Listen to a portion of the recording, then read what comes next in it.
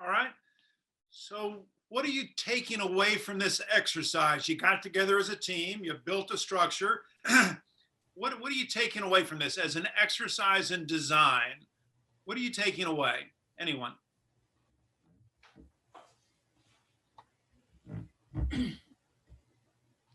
I'm not sure. I mean, my thoughts are on my side, go with the initial thought process, and because it's gonna be spot on. So and also, leverage the strength of the team. But typically that first thought process is and you complicate it later on.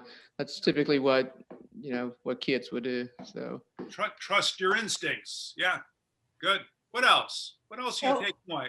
For me, Christine came up with the idea very early on to use the triangle, but I couldn't, I was having trouble figuring out how we were going to get it strong enough. I wasn't thinking it ahead. I just was thinking of the triangle.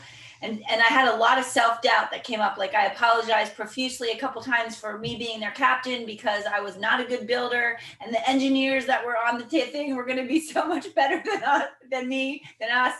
But I have to say that they were very encouraging. And so I just stopped and said, guys, just tell me what to do. I have the supplies. Tell me what to do. I'll do whatever you tell me to do.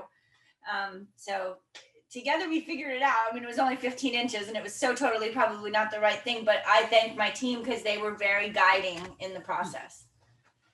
So Julie, what I heard there was the importance of leveraging the competencies of the people in your group, right people, right seats, leveraging people's strengths. That's good. Hey, Mike, I noticed your structure continues to grow.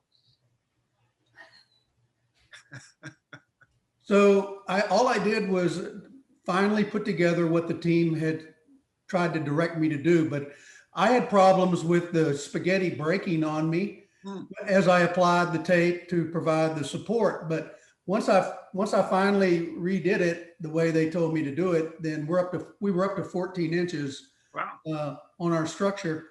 Yeah. So yeah, it was operator error. Okay. Yeah. So the importance of having the right materials and listening to your team. Yeah, go ahead, Margarita. I thank our team. It was something very wonderful and a good experience. I learned that, like the TED Talk said, that every business has a challenge sometime in the business. We had to improvise with dilemma, having a nail clipper and finding a ruler. So sometimes you just have to find in your own business the answers for the solution or to get the result that you're looking for. You might not have all the things or all the ingredients you need, but you will find someone if you just think outside of the box and look around. Yeah. And ask for help. Great point. It's interesting, in the video, he talks about how the kindergartners start with the marshmallow on top and then prototype, work their way up. I mentioned I've done this exercise easily over 100 times. Not once have I ever seen a team start with the marshmallow on top. It's always the very end, putting that marshmallow and hoping that the structure supports the weight of that marshmallow. So here's why I think this exercise is really important.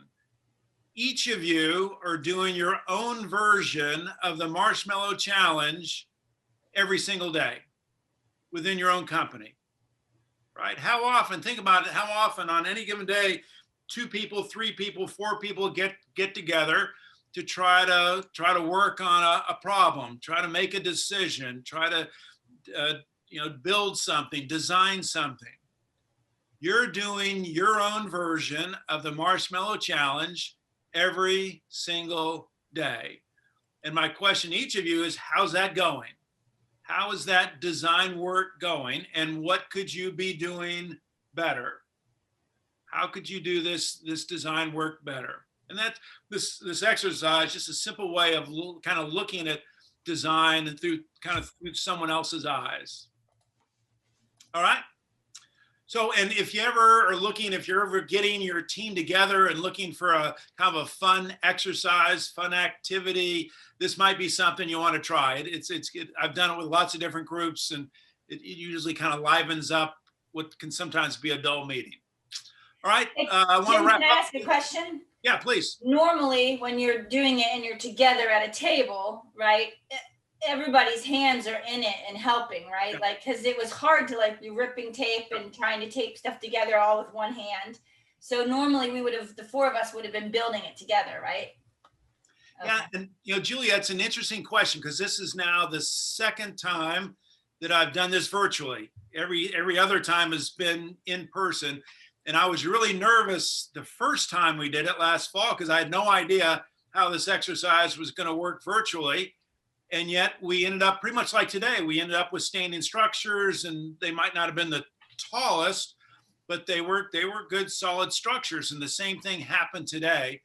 And I think that speaks a little bit to using, to what happens when we're not in person, what happens when we're communicating through Zoom, that we have the potential to achieve similar results, maybe not better results.